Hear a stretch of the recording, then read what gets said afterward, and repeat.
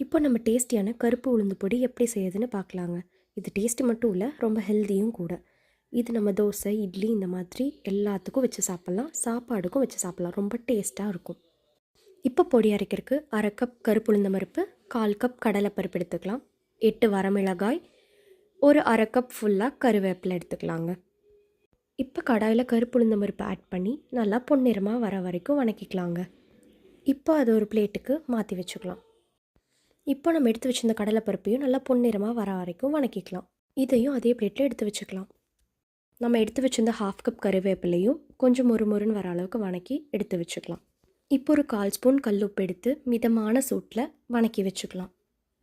இப்போ அதே கடாயில் 2 டேபிள் ஸ்பூன் ஆயில் ஊற்றிட்டு அதில் நம்ம எடுத்து வச்சிருந்த ரெட் சில்லியை போட்டு லைட்டாக மேலே பிளாக் கலராக டேர்ன் ஆகிற வரைக்கும் மட்டும் நம்ம அதை வணக்கி இதில் கொட்டிட்டு அதை மிக்ஸி ஜாருக்கு மாற்றி அரைச்சா சூப்பரான கருப்பு உளுந்து பொடி ரெடிங்க.